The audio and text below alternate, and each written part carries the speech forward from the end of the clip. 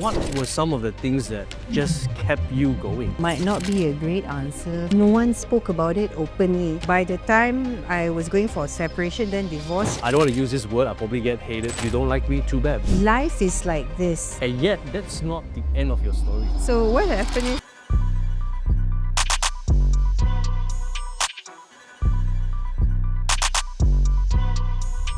Hello everybody, welcome to The Human Exchange, a platform where we want to have real, raw and relevant conversations for all things performance, potential and purpose in both our professional and personal lives. You know, at The Human Exchange, I'm interested to hear from humans, not just experts. And right here today with me, I've got one of my favorite humans in recent times. We met her and her story and her background really inspired me. Nora, thank you so much for joining us here today at The Human Exchange. thank you for having me, John. Nora, I remember meeting you and your story really struck me. The kind of challenges, but as well as resilience that you displayed in spite of those challenges, it really inspired me. So maybe tell us a little bit about yourself, your journey, where you've been, how that impacted you and what you're doing now. Sure. Okay, so here's the thing, John. I'm like a big planner in life. I love planning things. When I was younger, my dad was working. He was a breadwinner. My mom was the housewife. So I figured I was going to be a housewife as well. And, you know, when my dad passed away when I was 16 and my mom was a housewife, she was struggling. I told myself, nope, this is not it. So I'm changing my plan.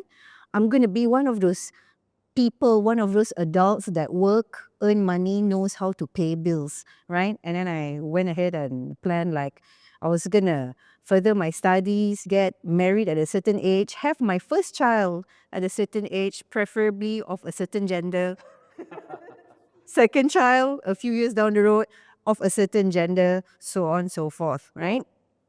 Now, that's the thing. First, with my father passing, my plan changed. Now, when I did get married ahead of schedule, but I did have my kids and all of that. Unfortunately, the marriage was not meant to be. So I think my second major challenge was actually going through a divorce. So with two young children in tow. But fortunately, at that time, my career was on an upward trajectory. So that was going well. So I did have the financial stability and will, right, to carry on with life and take care of my kids. What were you doing in your career when you said it was on the upward trajectory? Yes. So I've always been working in the media industry. So I've been fortunate. I've worked with, during that time, they were all the number one media companies in their respective areas. Okay. Yeah. So after the separation and divorce, my mom passed away. And shortly after that, I went through separation. So that means at that time, basically, I was a single parent without a support system. So it was literally me, the two kids, and I had a maid at that time. And not too long after that, I actually got cancer. Wow. Yeah. And then I thought the worst was over, but I do live with a condition that I have, which is a lymphedema. It's a side effect from the cancer operation. Wow. So when you were at the peak of your career, you went through a divorce, and how long or how shortly after that you had cancer? That was probably just about 3-4 years down the road. Wow. Yeah. Did you have to take time off work? Yes. I was actually on medical leave for 3 months. Yeah, so that happened. But wait, there's more to come.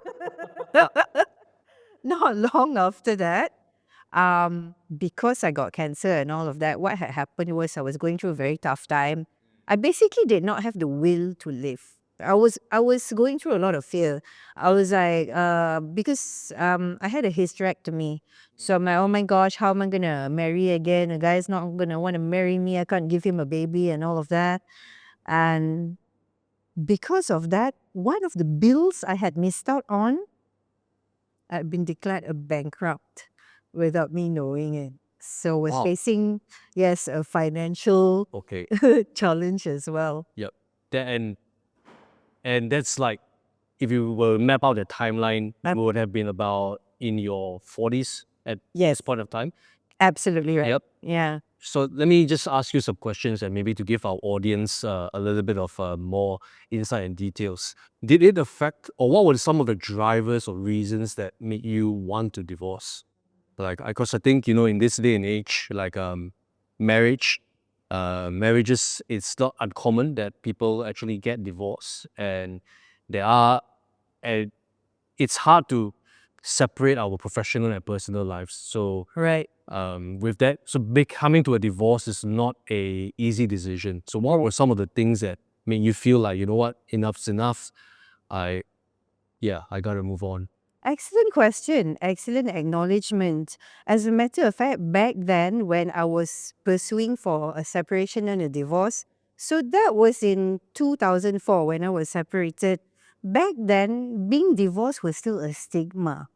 So it's like people almost like divorce, divorce. No one spoke about it openly. Nowadays, I think it's quite common. Yep. But for me at that time, as I mentioned, I was on an upward trajectory in terms of work. So I was in a good place. But unfortunately, my late ex-husband at that time, he was not matching my journey or the trajectory that I was on. Now, when that happens is it causes a lot of disconnect because I think mainly it had to do with basically his ego because me being the wife, I was moving up but he wasn't, so there was a lot of insecurities there.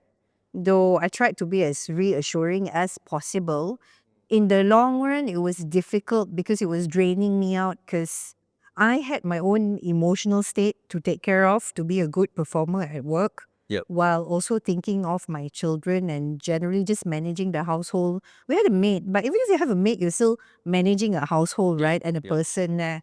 So in the end, I only decided to go for a divorce when I was 100% sure that I had given my all. That Did he expect you to be like the traditional wife? Like, don't put too much effort in your career, spend more time with the family, your place is at home. Was there anything no, like that? none of that. None of the threat wife scenario. But I suppose is this that I guess he did not expect that I would be very dynamic, very career minded. Yeah. But I always knew that I wanted to be the person who could earn money, pay my own bills, remember? Because I had changed my life plan when my dad passed away. So I was sticking to that plan. Yep. Yeah. Yep. And when you got divorced, both your kids followed you? Yes, of course. And that's an interest. That was tell me a little bit about that, because I'm a parent as well, and I have like motivation and ambition, and sometimes kids can, you want to go, you want to run as fast as hard as you can, but at times kids kind of like can feel like a little bit of a, I don't want to use this word, I'll probably get hated for it, but a bit of like a hindrance and a bit of like a burden, right? So I'm trying to understand that your thinking and the reason behind it. You wanted to accelerate your career, but you still, decided that, hey, I'm going to take, was it full custody? Yes, Full custody of your kids. Yeah. So what was the reason behind That's a great question, and I love that you're asking it and why you're asking it. I mean, I do feel it myself. Sometimes I'm like, damn, but I'd be able to travel or what if I didn't have to worry about the kids at home. It's not that I don't love them. I think every parent at the end of the day is still an individual, and we still have that level of ambition. Yep. And sometimes it's not just the kids. Any responsibility that you have, at some point you'll be like, oh, maybe I shouldn't have overcommitted to this. It could be financial commitments as well. See? But for me at that time, what I told myself was, I think every parent would say the same thing if they were in my shoes. That, kids basically, they don't ask to be born. So it's not upon them, it's upon you. So for me, I took it as a responsibility. it was a good thing for me. I grew up in a very stable family, a good childhood. Yep. My dad was the breadwinner, and he always assured me, like, you don't have to worry about anything, just focus on your studies. Mm. I'll take care of everything else. So I kind of grew up with that mindset, like, now that I'm the provider, I'll do the same for my kids. So that was what basically kept me going. So I had this ambition. I wanted to do well. I was moving up the ranks, making more money and all of that. And at the same time, I'm like, I need to provide for my kids. So it kind of moved along nicely. Yeah. Wow. You were basically a real life superwoman in a sense.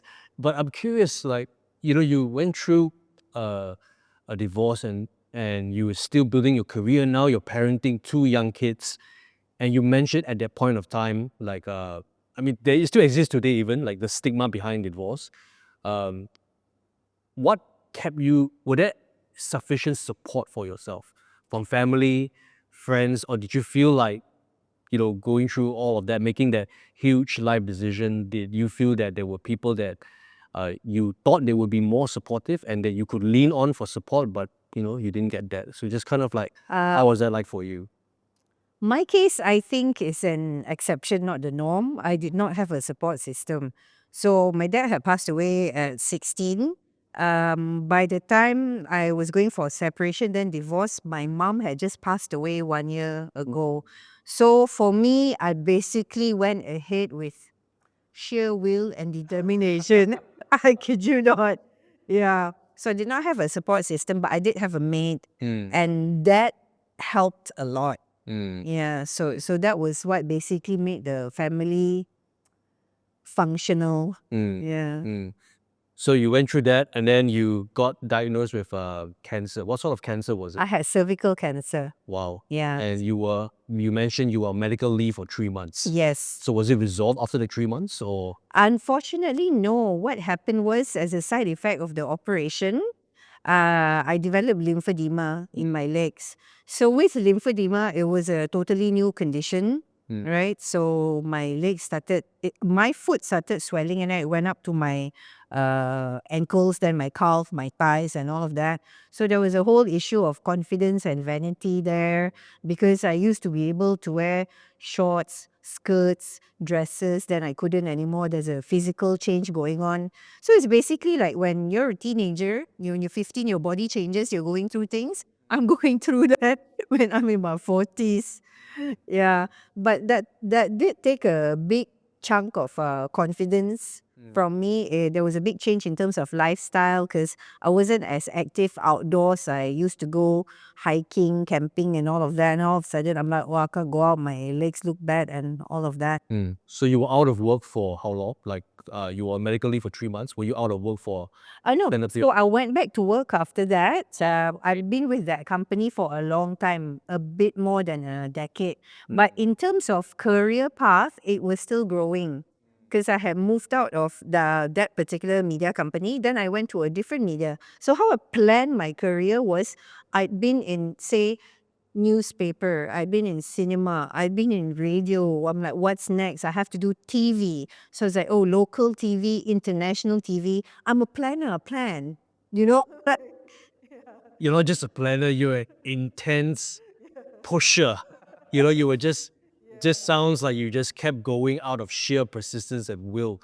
And I'm wondering, like, as you were pushing through your career, navigating change of relationship status, parenting, what were some of the things that just kept you going? And like, do you feel like, if you were to look back, do you feel like there were some, would you have done anything different? Like, so yeah, two questions. Like, what kept you going so hard? What gave you that determination? And looking back, do you feel like there was anything that you would have wished that you had done differently in that period of time for you?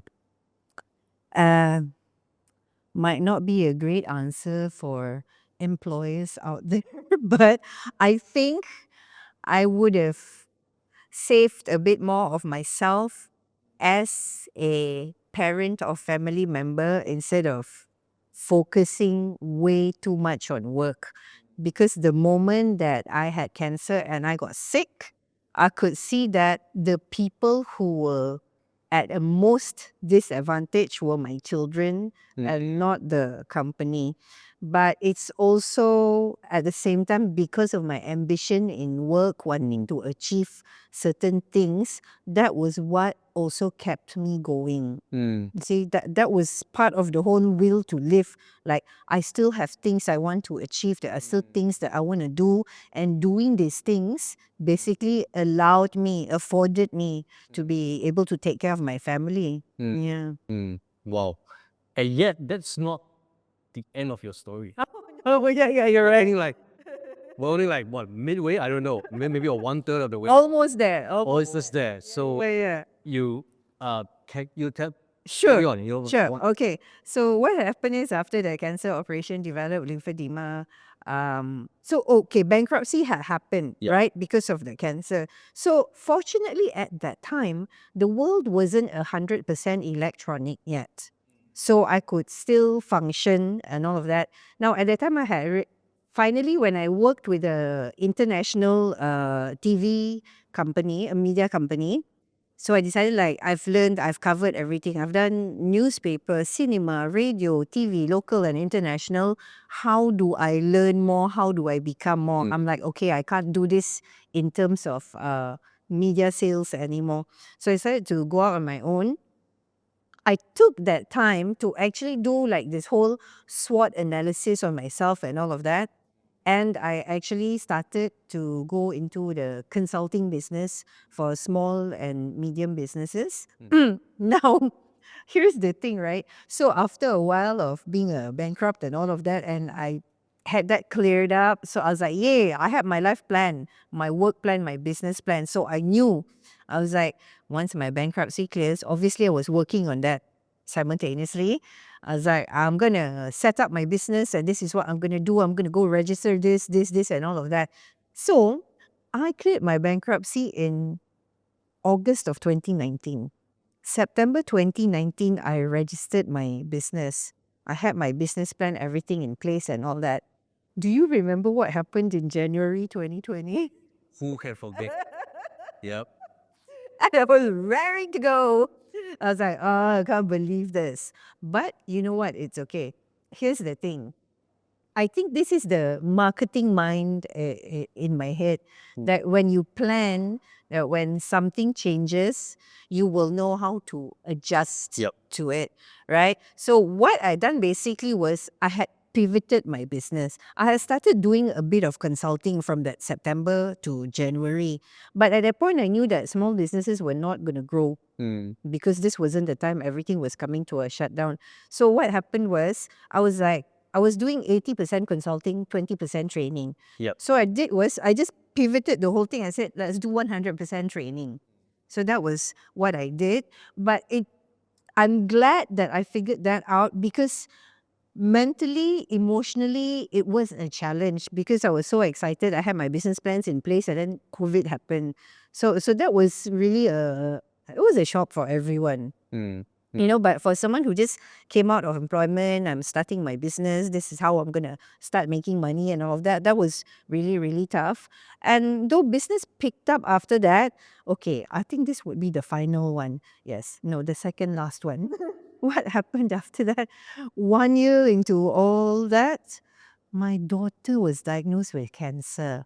And this would be 2020. One, correct. This was towards the end of 2021. What type of cancer she diagnosed? She had liver cancer. Yeah.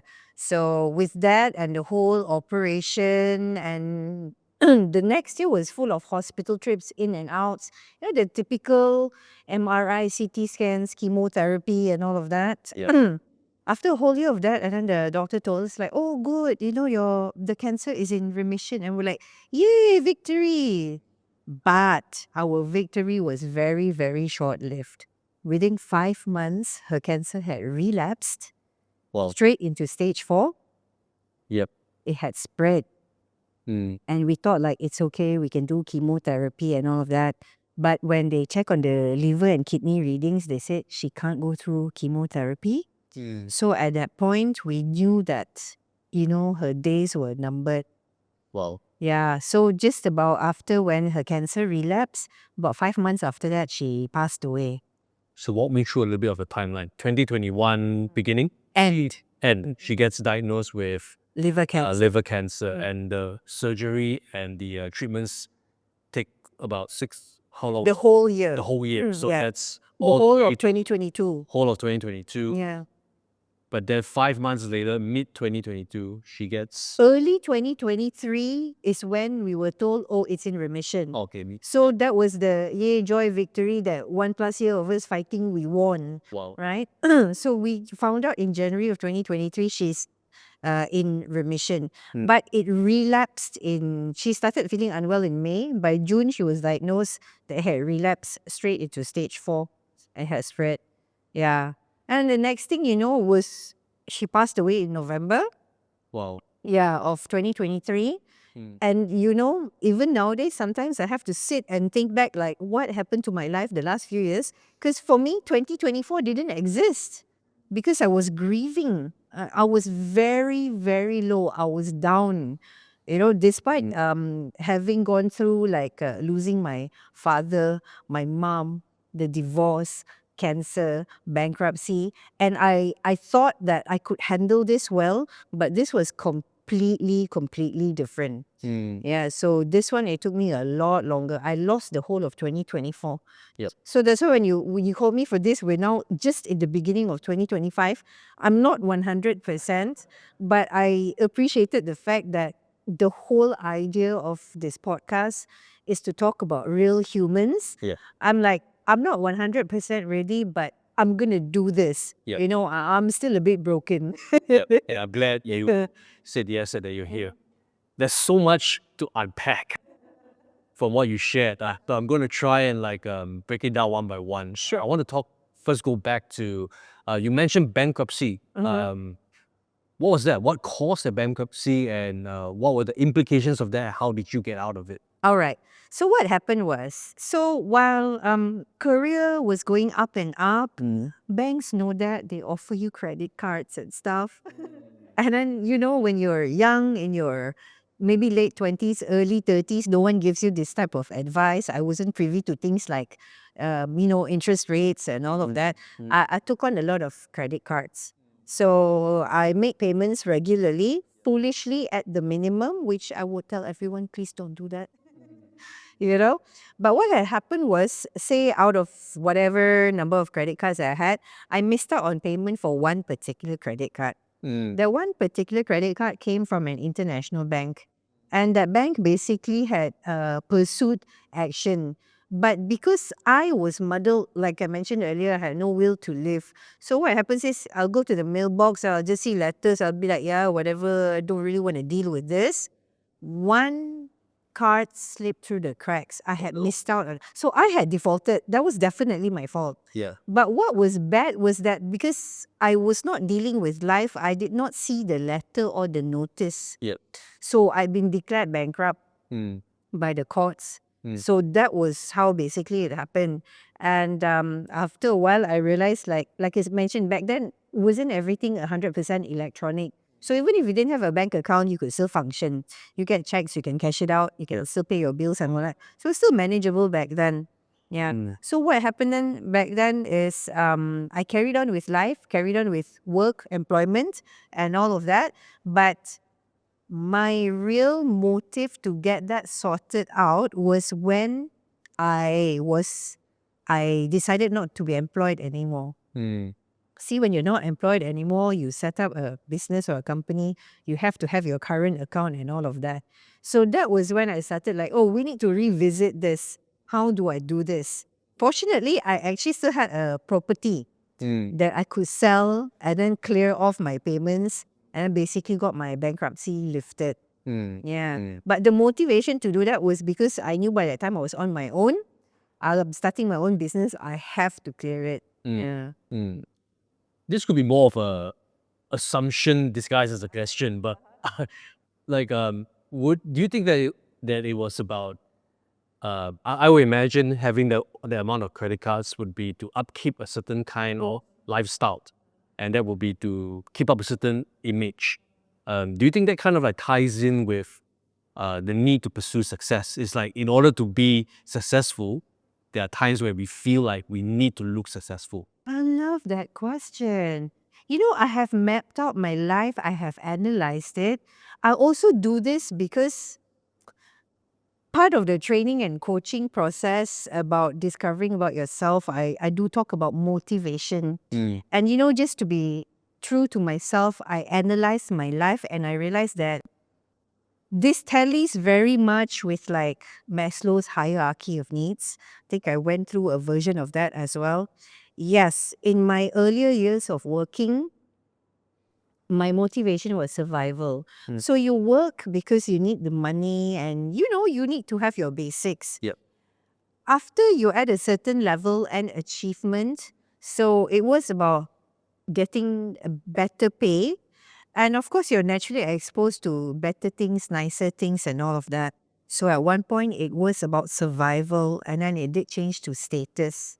At the status stage is where you're like, oh, I want a bigger car, or if it was secondhand, I want brand new car. I want a nicer watch, nicer handbag, sunglasses, shoes, women and your shoes, you know. But yes, I would say that that definitely played a role. I mean, of course, after that, I did graduate to the point where you wanted financial freedom. And then at the end of the day, you have purpose driven motivation, which is where I am at today, where I've been for the last few years. But actually, yes, at that stage, that's a great thought you had. It was in that status stage where I wanted the nice things to look good and all of that. Definitely. Guilty as charged. And sometimes it's like a form of personal reward, isn't it? Like you're Yes, thinking, that too. I work so hard, Yep. I'm going through so much. You know, I deserve a bit of nicer things, you know, but that right. if unchecked can very easily snowball into something much larger. And also in the industry that I was in, because I was in media and I was in sales. Yep. So you do go out and meet a lot of people, you do a lot of entertainment and things like that.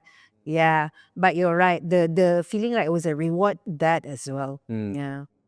And I'm going to like now fast forward to the past couple of years where you talked through, you started a business in January 2020. You pivoted the business, I'm guessing, pulled through that period of time because you pivoted to training. Yep. And then you got news of your daughter's diagnosis. Did you have to stop work, or how was work affected, or how was your business affected when your daughter first got the diagnosis? You see, here's the thing. I think somehow or other things worked in my favor. Due to COVID, because I had to basically change the business model, focus more on training instead of consulting. Because as you know, consulting takes a lot of time. Your mind has to be in it. There's a lot of research, Yes. ongoing conversations, follow-ups with the clients. Yep. But training allowed me to be a very touch and go basis, right? So because of COVID, I had pivoted to training. And you see, not long after that, maybe just about a year or so, my daughter was diagnosed with cancer. So training actually allowed me to continue working and earning because I could still conduct my trainings on whatever training dates. And the rest of the week, month, I could run in and out of the hospital. But even though that worked to my advantage, it did affect me in a sense that I guess you could say in a work sense, I was more distracted, right? It was harder to focus. But fortunately, because I trained based on experience, you know, I could always conduct it well. Yeah. You must have felt like you'll be pulled in all directions. Like on one hand, you have to kind of like bring your best self to your clients, to the people you're training. But on the other hand, you've got this personal crisis that you have to like manage at home, but you still have to be strong. Yep. It must have like really felt like you've been torn apart, though not literally, but emotionally, physically. I would imagine how much energy you would have needed to just go to the next thing, to go to the next day. Yeah. How did you cope? Where did you find the strength, you know, whatever you want to call it, to just keep Right. going through that period of time? I think at that stage, I was just used to, because you see, if you look at the chronology of things, I've always been tested. Yeah. So to me, I'm just like, okay, this is another one. And it wasn't even that bad yet at that time, because obviously at that time, we were fighting for her to get better. You're optimistic. Yes, You were very correct. optimistic. Yeah. Correct. But having said that, also, I feel like we are optimistic. That's very important. Because why? It gives you something to look forward to. Optimism, it relates to hope as well. Yep. But you want to be realistic, so it's realistic optimism.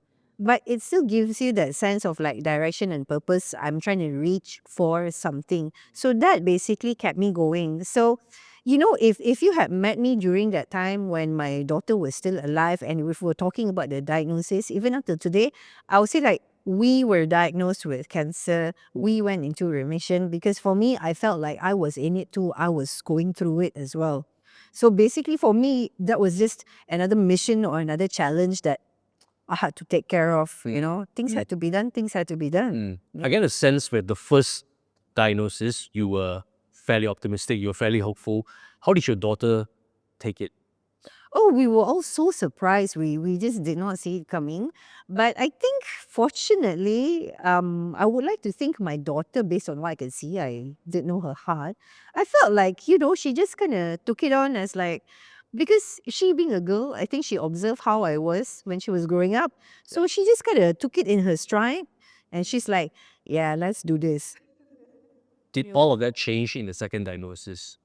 Absolutely. Were you all caught by surprise, off guard? Definitely. The second time round, I personally felt it was very unkind. By that stage, I had actually felt like, wow, I can't believe this is happening to us. So my spirit had wavered a bit. It wasn't like the first time round. Yeah, so that was a huge setback for both of us. And by that time, when we already known that treatment wasn't possible, it takes you to a different place. I was still on a mission, but this time it's a very subdued mission. It's about preparing her for her death. Things were just, it was very, before this I was very fiery. After that I had to be more stoic, more calm and more collected, preparing her for that, and myself as well. And despite that preparation, I felt like I didn't do well, you know. Why would you say that? I knew that she was gonna pass at one point, and I told myself like, this is gonna happen. You're gonna have to deal with it. But yet, when it happened, I felt like if there was something that you can go beyond crumbling, I guess turning into dust, that was me. Yeah. Yeah. What were the days like? What were the weeks like from receiving the second diagnosis all the way to a passing? Were you then now just more focused on spending quality time? Did you put your business aside? Did you Absolutely. just go on trips together as a family? How did you design or create or Right. live that time? Excellent. At that point, I was still designing. So now you have this mentality that, oh, we have to do everything to the fullest because there's a deadline. Like all of us now when we're living, we don't typically think of death. Unless someone says like, oh, you've been diagnosed and you have 3 months to live, and you're like, what do I do in these 3 months? Yeah. Right? So yeah, we did spend more time together. I did go into being her primary caregiver. Despite an informal one, I knew that I wanted to take care of her. Whenever she was feeling well, we would take drives, the Ting Highlands, PD, that kind of stuff, just to spend time. What's really, really was different though is that I put myself into that position as a primary caregiver, but I wasn't trained to be one. Right? It was actually very, very taxing for me. It was very tiring, physically, mentally, emotionally. It was almost like taking care of a newborn again, where like you're like, oh, I don't want to leave her alone. So you run to whatever shower, use the bathroom, we'll eat together all the time. But actually, I had just reconciled this fact just last Friday. Because after everything that had happened, right, I was trying to make sense of everything. And I realized there was this one part that I did not reconcile, which was the part that I was a primary caregiver and I had completely gave her everything. There was nothing for myself. And that was part of the reason why it was hard for me to recover after she had passed away. Because I knew our time was limited. Yep. So I was completely 100% on her. I was like, what do you want to eat? This is your medicine. How are you feeling? Oh, and then telling the doctor this and all of that. So it was just 100% her.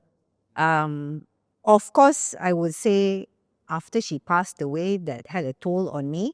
But the good thing is, I have no regrets. I know I gave her my best, and so I'm happy with that. Yeah. Hey everybody, I want to take a break from the conversation we're having to tell you that this episode is actually sponsored by Medicos. Now, I'm not the type that usually wears a mask, nor do I like to, but whenever I need to, I go to no other brand except Medicos. Why? Because it is the most comfortable and it offers up to 3 times more protection than any other mask you will find in the market. On top of that, they've got a great range. They've got my favorite here, Slim. They've got some for the kids junior. They also have a hijab range because they have your comfort and practicality in mind. You can find their mask in all major pharmacies, Watson's, Caring, All Pro, as well as the Medicos online store and the e-commerce sites, Lazada and Shopee. Now, back to the episode. So far, we've been having conversation and hearing your story. You've gone through so much, like really, possibly, I would say, more than the average person. There's this saying that everything happens for a reason. And that what doesn't kill you makes you stronger. This kind of like motivational spiel you hear from people. Uh-huh. Do you believe that? Do you believe that everything happens for a reason? Do you believe that pain is supposed to grow us, refine us? Having gone through so much, even more so than the average individual, I'm interested to hear your perspective on I those love thoughts. that question. It's great. I'm an existential person, right? Because as I went through all the different motivations of like survival, status, financial freedom, and then finally it's a purpose-driven motivation. So for me, existence is important.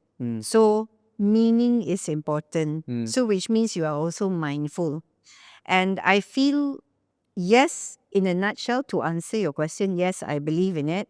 But the reason why I believe in that is because you need to make sense out of what's happening in your life if you are present in your life. So that means it indicates there's a level of awareness as well.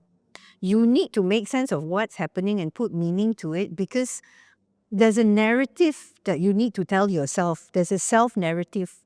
Otherwise, how would you carry yourself through, right? Because there's acceptance to be done there. And basically, with all of this, is your own level of emotional intelligence as well. You have to reason with yourself. Because when we talk about emotional intelligence in the workplace, it is about first your self awareness, your regulation, despite whatever mood you're having, and secondly, how you're communicating with people, your social skills, how you're behaving with them, and all of that. No, you owe that to yourself as well. You must apply emotional intelligence to yourself and say like, okay, this is what's happening. This is what you are going through. And it's unavoidable. You will come to the conclusion that everything happens for a reason and I'm still here. So whatever doesn't kill you makes you stronger. So I find that to be true, absolutely true. Yeah. And I think you have the license to say that after having gone through all of it, because there is a sense that sometimes people say these things flippantly. It's kind of like almost in a very not as empathetic way, where somebody's going through something very difficult, a crisis, and then we just come around and tell them, okay, everything happens for a reason. And there are times where that can almost seem like being very dismissive of the person's situation. But I like how you mentioned that at the end of the day, it's what you tell yourself. It's how you see it, because perspective is power. Correct. Right? Perspective is also either a prison or a passport. Right? You can either be Absolutely. trapped by how you see things, or you can use it as a stepping stone, as a will to live. So Absolutely. I'm curious that what kind of advice would you give people? Because having been so, I would almost say, familiar and acquainted with loss, what kind of advice will you give people who are experiencing loss? Loss happens in all kinds of forms, right? Of course, the highest level of loss is when we lose a loved one, somebody that we will never ever get to see again. But we experience losses every day, when sometimes we lose a relationship, we lose an opportunity. Yep. Sometimes we lose ourselves in the Absolutely. hustle and bustle of life, in the mess. So how do we move on from that? How would you advise somebody to move on with the losses that they have? I would think the first thing is, again, that acknowledgement and then acceptance. Because I think typically for most people, when they are going through a loss, they are kind of in denial. So you can't deny it, you can't suppress it. You have to accept it. Once you accept it, you have to process it. Yep. So it's different for everyone, but like for me, in my case, like, okay, even if it was a business opportunity, right? So I used to do media sales with pitch for campaigns. Some of them you get, some of them you don't. What happens is you will look back and see, where did I falter? Was it my presentation? Was it the idea? Was the price not right? Right? So you apply the same sort of like courtesy to yourself. When you have a personal loss as well, you should look into it and do an audit of your feelings. Like, okay, I acknowledge that this has happened, that I has, for instance, I've gotten cancer. I fear that because of my hysterectomy, somebody may not want to marry me. But then you reason with yourself. This is what I meant earlier when I said realistic optimism. So I wouldn't tell myself like, oh, don't worry, you'll meet a guy who's going to marry you and he won't want kids. Yeah. But I'd rather say like, but would you be okay if you didn't get married? Would you be able to manage yourself? I said, yeah, for sure, I'll be okay. So it's not like being married is the ultimate, or even in the case of the loss of my daughter, I mean, that's an unimaginable loss, right? There's no such thing as replacing it or what. But the thing is, I had to let myself feel the pain. There was a stage I was like, I thought I was numb to it, but I wasn't. But the thing is, you just have to persevere and you have to endure it. And you owe it to yourself, because here's the thing, right? Resilience, right? Is not about like, once you're resilient, you'll be resilient all the time. Being resilient, number one, is a skill. It's not a talent. So everyone can learn it. If you go through it, you can adjust to it if you can accept your situation. Now, the thing is, you're not going to go through the same situation every time. So when something happens, you're not going to bounce back and then you're going to be the same person you were before. It's more of like a path you go through. So you go through one door, you're going to come out the other, you'll be a different person. You emerge as a person which is like better, stronger, with your newfound faith or whatever it may be that drives you, right? So the thing is, you have to allow yourself to go through that journey. You have to go through it. There's just no way around it. You have to go through it. Yep. Yeah. Yep. So that's why I would say you have to go through it and just be patient. Things will get better over time. And when you're sharing all of that, I'm just seeing one word: courage. You had to have the courage to acknowledge and to face your own feelings, and even your own self-defeating thoughts, where you feel like nobody else wants me, I messed up. But that takes a lot of courage, doesn't it, to actually face what we are really feeling and thinking, and then the courage to ask ourselves the hard questions. Why? Why do you fear this? Yeah. Why do you feel this, and what are you going to do about it? And I think there's a lot to do with self-awareness, which Definitely. not many people have it, but I don't think it's because of the lack of ability, but I think it's the lack of courage, because it takes a lot of courage to look within ourselves to see what are things that we must change within ourselves. And it's a lot easier to blame the world, isn't it? Oh yeah, It's a lot easier to blame it on circumstance, Which is why sometimes that saying everything happens for a reason can be abused. I do understand when you were asking earlier, sometimes, lack of self-awareness or not wanting to self-reflect, and then you just tell yourself, oh, everything happens for a reason. That can also easily be used. Yeah. But yeah, the key is definitely awareness. You need to have that level of awareness. Dig deep, even though it's uncomfortable. And I think that's the whole thing about growth, right? When you're talking about personal growth and development, you need to be comfortable with being uncomfortable. Yep. You can't be stagnant. Yep. And you also need to be comfortable with the fact that you could be looking or reflecting within yourself and see areas of deficiencies that Definitely. you never thought that you had. Yep. I'm reminded of an article that I read that was about feedback. And this guy mentioned that most of the feedback that we get is bullshit. It's things that align with our biases, or it's just kind of like platitudes or things that kind of go like, okay, you're doing well. But this guy mentioned how real feedback, genuine feedback, is actually so pointed that there are times where most times you should actually feel it, but it's not, the feeling it is not the end of it, it's what you do with the feeling. Right. So for this guy's example, he was passed out for a promotion at a major firm like three times. And this vying for this promotion is it's a public affair. So the whole company is watching you, the public is watching you because it's a listed company. But when he failed the second time, he actually went to go and gather genuine feedback.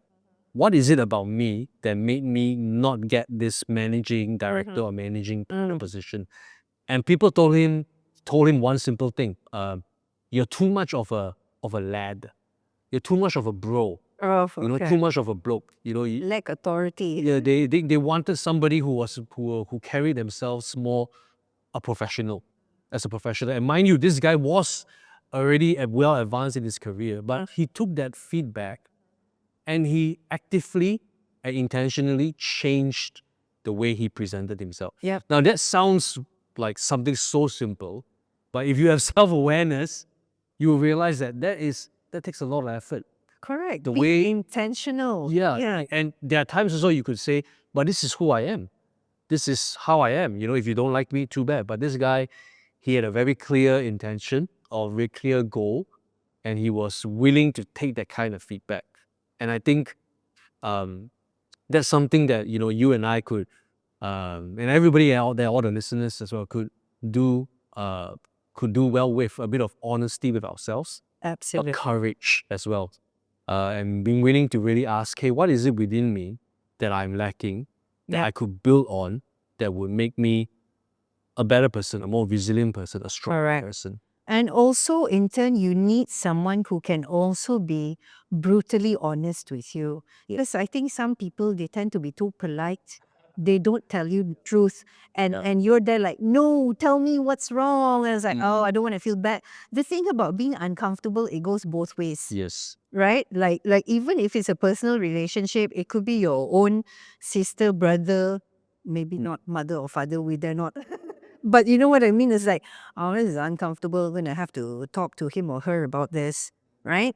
But you need to care enough to have that conversation, assuming you have that level of awareness. And if you have that intention to change, you should be able to take it in and make the changes needed for whatever you are intending to achieve.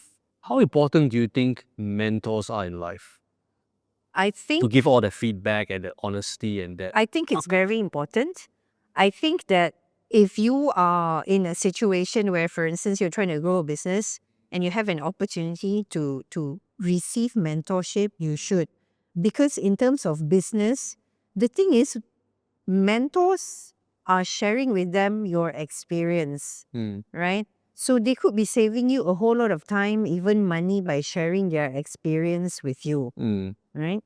And also, I think for us as individuals, where if we are in a place where we are able to offer mentorship, we should, because you would understand how your journey was like. And if you can actually help someone make it better, expedite for them, why not? It works both ways. Yeah. I value so much of your sharing and your insights. And I think one area that you've been speaking a lot into a lot of different areas, but one area I do want to tap in now is on the issue or on the topic of grief. Because if I'm just trying to recall um, all the different things that you went through in your life, like it's almost as if like death was featured so much in your life. Yep. Because you lost your dad, then your mom, and then your daughter, and your ex-husband as well. This is unimaginable Yep. amount. And often when we have lost, what comes after that is grief. You need to process that. So talk me through that. What are some pointers on grief or some lessons that you have learned? I know they've written lots of books and written countless of articles on it, but for you, what did you find helpful and what did you find that was unhelpful when you were processing your grief? Thank you for asking me that. I think I can consider myself somewhat very experienced. Not an expert, but very experienced. I think, first of all, one of the things that I like to debunk is the 5 stages of grief was actually written. It's a book called Of Death and Dying. What was it? It's the first one is do you remember it? 5 stages? Something like denial. Denial is one of that. Anger is one of that. Yeah. Acceptance. Correct.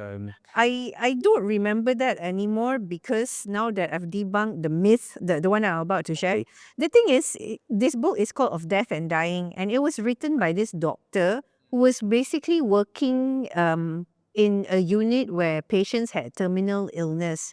So the concept of 5 stages of grief is actually for the patient who knows that they are dying, they are going to die. Interesting. Now, the thing is, the angle of the person, the family member, the caregiver, is going to be different for you. Because the concept of death and dying, 5 stages of grief, at the end of the day, the patient's going to die. Yep. And they move on. But as for you, you're still living. Right? So what happens is, this goes back to I guess the core of the whole grief discussion is, your life does become messy. It really does become messy, because you see, you under normal circumstances, you have everything in order, but now everything is in a disarray. A lot of other things will happen. For instance, like people mean well, but they say the wrong things, and you don't have the energy to be very forgiving sometimes, because you have so little of life left within yourself. It gets tough. So I think that sometimes, if you're not ready to meet people while you're grieving, that is okay. Tell them that I'm not ready to meet people or have visitors, because sometimes, even though people mean well, they will say something that will upset you. Again, it could be the line like, everything happens for a reason. Some days you can accept it, some days you can't. Because there'll be days you're like, why did it have to happen to me? Despite that being 0.001% of your thoughts, and the rest of it is very good, constructive, there will be days you're so down, you'll be like, couldn't it have been someone else? Why me? Sort of thing. Right? So that's very difficult. Also, I think when you are going through grief, you just have to allow yourself to go through it. I think I made the mistake of treating it like a project, and I give myself a timeline. Yeah, so I planned that as well, being the planner that I was. Nora, you are such a planner. I didn't realize that about you until our conversation today. You plan absolutely everything. And like is there nothing that you don't plan? I do plan everything. I think it's got to do with me being very process oriented, also a single parent, a solopreneur kind of thing. So I tend to plan things. I need to make sure like everything's in place. But what I've also learned is that things won't go according to plan all the time. So you have to be flexible. So it's like, that's what I was saying about being resilient. The thing about being resilient is it does not mean you have to be unyielding, be you're inflexible. No. Being resilient actually means like, yes, you are optimistic that things will turn out, it will go according to plan. Yep. But if it doesn't, you are able to handle it. Right? You're able to adjust, you're able to pivot, you're able to Exactly. adapt at that point of time. Exactly, correct. It's like how I pivoted from consulting to training. A lot of businesses have done this too. I don't know if most people know this or not, but Netflix, when they started out with the whole DVD rental thing, because it was so against Blockbuster and their late charges. So after the DVD, Reed Hastings was planning to actually go into set-top boxes. But along the way, he found out that, oh, the set-top box is not the way to go anymore. That's why he went into streaming. So, but he had plans as well, see? Yeah. But he was resilient. He had challenges, but he was not unyielding. He changed his plan according to whatever is happening. Yeah, must have the flexibility. Wow. Is there anything in your life that you don't plan? That's the funny thing. But despite all of this, I think this grief experience, this whole mess experience, I think what it has taught me is that you have to face it. You have to give yourself the time to deal with it. One friend of mine actually said, Nora, be gentle to yourself. And I realized that all over the years, because my life had been so challenged, I'd been anything but gentle towards myself. So in this case, I was just gentle with myself and I realized that it helped. If you need to cry, don't feel bad, But I was probably crying too much. I think for the first 6 months, I was crying every day. I swear I thought my eyesight was going and that fear helped. So then the crying lessened. So I'm like, I don't want to be old, fat, and blind. It's good to have a bit of practicality, a bit of vanity, Yeah, so but yeah, you have to go through it. You have to give yourself time to feel it. Again, it's the whole level of awareness, emotional intelligence, acceptance that you have to have within yourself to deal with the grief. And I think that's what high performers find it hard to do, being gentle with themselves. Because when you're a high performer, you've got high expectations, and that high expectations naturally comes with a sense of drivenness. So you're always kind of like pushing yourself. You got to meet this timeline. You got to get it done by a certain time. You got to achieve this by this time.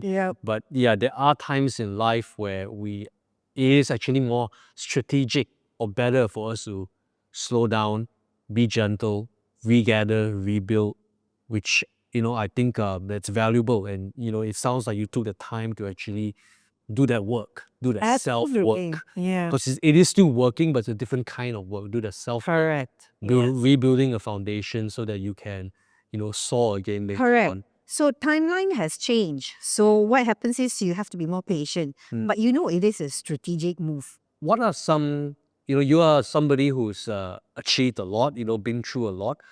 Do you have any advice to women who are maybe a bit, who are younger, maybe in their 20s or 30s? So they were like you, they want to build a career, but at the same time, they are going through the demands of parenthood or wanting to start a family. Any sort of advice you could give them based on your experience? This is going to make me unpopular, probably hated. But I feel like in general, women tend to be very emotional. So I would say that for women out there, if you're going through things, you're going through business and all that, you need to be more practical. Practical in what sense? Women are normally driven by emotions, right? But I think that you need to put on your thinking hats. So much more of the thinking than the feeling when it comes to structuring your life and you have plans and all of that. Mm, There's times when you go with things like gut feel and all of that. But when you're talking about planning your life, you have to be more rational than mm, emotional. mm, That's what I would say. mm. Yeah. I'm curious to know if say if I was a young lady sitting in front of you and I'm at a crossroads of sorts. I have opportunity to build my career, but at the same time I'm wanting to start a family. Would you tell me to go ahead and do both? You can do it, or would you say pick one or the other first? Maybe pick build your career first, have a child later, or have a child now and build your career later. I don't know. I'm just curious to hear Right. from your perspective as a woman, as somebody who is experienced. How would you advise that person?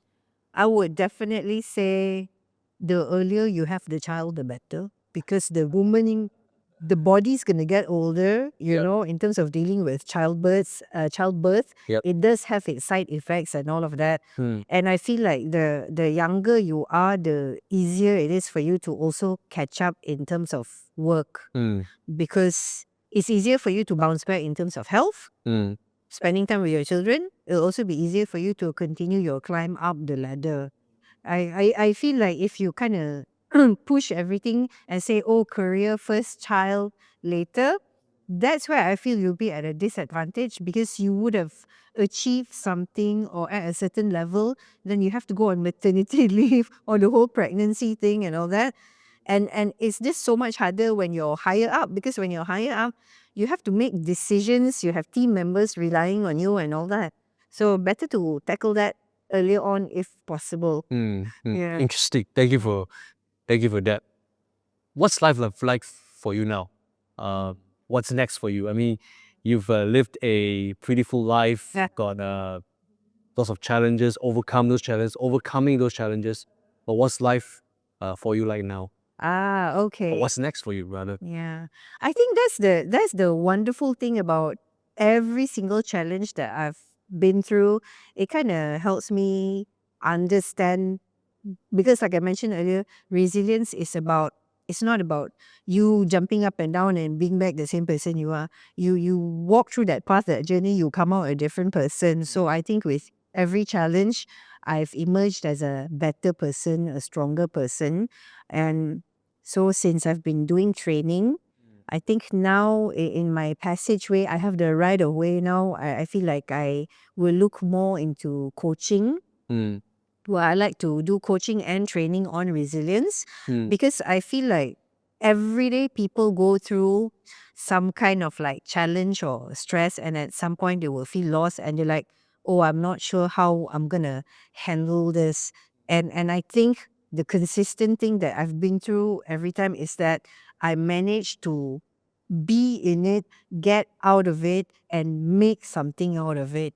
It's the whole about being mindful, living a meaningful life. So I'd like to help people process that sort of thoughts and emotions, help them on their journey for their personal development, Hmm. which Wonderful. at the end of the day will also help you with your professional growth. Yep. Because, behind every single person, even if you're working, you're an individual first. So, when I help these individuals discover their true self, bring out the best of them despite how hard they think things are.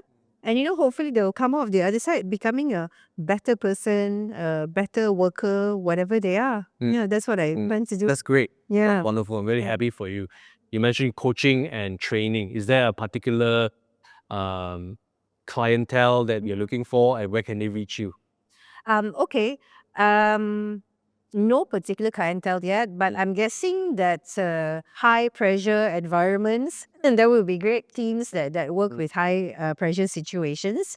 I can be reached on LinkedIn. I'm Nora-Ismail. Or is it okay for me to share my WhatsApp number as well? Or we can put it in the Okay. show note. All right. Like, yeah. Okay. Yeah, but LinkedIn, Nora-Ismail. Mm. And I think if you're looking for more personal content, live content, because LinkedIn is very professional per se. If you're just looking for content about life in general, I'm also on TikTok. at Nora.Ismail. Nora, I've really enjoyed our time Uh-huh. here today, and I thank you so much for opening up, for being honest, and for sharing your experience and your insights. Is there any kind of like final words of pieces of advice that you would like to give the people watching here today? Yeah. First of all, thank you for having me. I'm truly honored. I appreciate the opportunity of being able to open up and talk about my experiences because I hope it will help someone out there. I would say that, life is like this. Like you hear the expression, it's a wheel, you'll be up, you'll be down. It will happen anyway. So when times are good, enjoy it. But when times are bad, accept it. Because it won't be good all the time, it won't be bad all the time. So you just have to keep going. Yeah, that's what I would say. That's a wonderful way and a very apt way to end our conversation here today. Nora, thank you once again for being here at the Human Exchange. It was been a great pleasure and joy hosting you. My pleasure. Thank you for having me, John. Thank you everybody for tuning in to this episode. If you like this episode, feel free to subscribe and share it in all whatever platform that you're on. So my name is John. Thank you once again for joining us here at the Human Exchange.